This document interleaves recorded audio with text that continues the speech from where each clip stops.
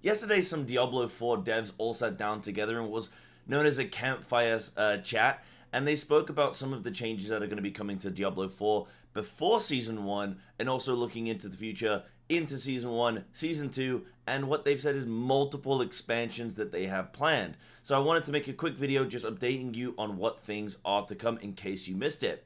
So one big thing is a disconnect protection. So a lot of people have died famously on their hardcore characters because they've DC'd and they've been unable to kind of teleport back to base before being clobbered. And they log back in and their character's just done for. It's gone. It's obliterated. So they are going to make it so that if your character is DCing, if they detect a DC, then it will automatically teleport you back to town. It will use one of your scroll of escapes. So this is planned for Season 2. So it's a little ways off, which is unfortunate for some people who is still trying to get their Hall of Fame hardcore character, trying to get in that top 1,000. Apparently only about 300 spots have been filled so far, so if you're still planning on playing hardcore, now's your chance. But that's a fantastic change looking to be coming in. Next, they spoke a little bit about resistances and stat changes. They've mentioned that they're aware that resistances are not scaling the way that they would like to. They're not quite as valuable as they should be traditionally, so it looks like they are going to be making some buffs to resistances. Again, this is looking to happen in Season 2, so it's a little ways off. So for now, resistances generally aren't really too valuable, but hopefully in the near future they will be. And I'm going to kind of lean into also some class changes that they're looking to do on this topic, because it looks like they're trying to kind of figure out how much to buff certain builds and certain classes and how much to nerf some that might be too strong, too powerful at the moment. And it's a balancing act. The devs mentioned the fact that, yes, why can't we just buff all specs to reach the level of one really strong build? But the problem is that there's so many variables to consider and to take into account that, you know, you might end up making some new build really, really OP and overpowered, or you might just have to do many buffs across the board. It's way easier to just nerf one overpowered thing. So, I mean, I guess I can understand where they're coming from with that, though I do think that they should definitely be looking to buff some builds, and they said that they are. They even memed about making a t-shirt saying the buffs start now. So hopefully we'll be seeing some class and build diversity coming through soon. And yeah, should be on the horizon. Now that leads me nicely into the next point I wanted to make, which is Nightmare Dungeon buffs. So they are looking to buff the amount of XP and the value of doing Nightmare Dungeons. If you've been playing Diablo so far, you'll notice that Nightmare Dungeons aren't always as much value as going and doing some regular dungeons and finding some very solid XP gains in various locations. That's all I'll really say on that one.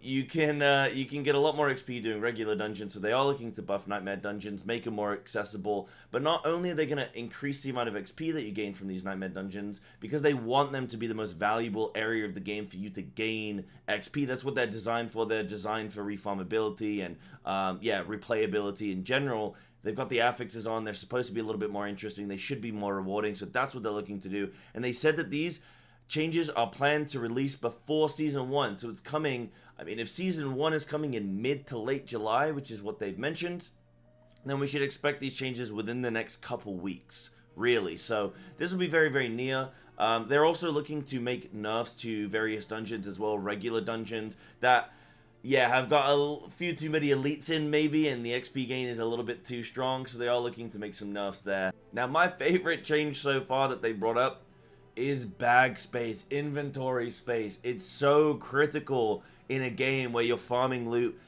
hour after hour after hour. You want to be efficient with your time. You don't want to have to keep teleporting back to base. And it's really awkward when you got your gems filling up your bags and all that kind of stuff. So it looks like they're going to be adding in some additional gem bags. They're going to be putting them in the materials tab, which will be way easier, way more manageable, and should give you more space to use for your inventory. Now, I will say that the inventory is quite small in general. Let's hope that maybe in the future they look to increase it. Hopefully it's not locked behind something like a battle pass or anything like that, or a store purchase or anything like that. More backspace would be great. But that is definitely coming, so this gem bag is going to be happening, or this gems being transferred into the material tab. Looks like it's going to be starting in Season 2, so again, we're probably a few months away from that. but the material cap limit will be being increased or before Season 1. So if you've got a lot of materials and you're overcapping, they're going to be looking to increase that going forward. So that's a nice one for us. So the last thing I wanted to talk about is the Renown Grind.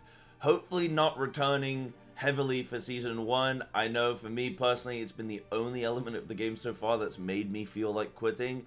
Farming that Renown, because it's so strong to do. You get the Paragon points, you get the skill points as well. It's really valuable, but it would be a pain if you had to refarm it going into Season 1, and it would probably put a lot of people off of wanting to take part in Season 1, which is the opposite of how the devs should be encouraging people to want to interact with the game. When a new season starts out, you should be encouraged to want to jump into that and try out, you know, all the new stuff that's going to be coming with it, new legendary drops, all that kind of stuff. So they have said that they're still trying to figure out how much of the Renown farm they want you to have to still do and refarm for Season 1. Fair enough, okay. They are going to allow you to, so any of the map that you've unlocked in the, you know, current season, the Eternal Realm, will be unlocked also going into the Seasonal Realm. So it will already be discovered for you, and the Renown associated with having explored these zones, because you get Renown when you explore areas of the map, that's going to automatically be applied to your new characters. They've also mentioned that with altars, oh, and I should mention as well with waypoints, I believe they said that with the waypoints, you'll have the main hubs kind of unlocked around the map, but the individual, like, smaller waypoints in the kind of, you know, outskirts, those are going to remain undiscovered, but they'll appear on your map to where they are, so that you can gain the Renown from going and rediscovering them. Okay, you know, it is what it is. I'm not mega happy, but that'll do.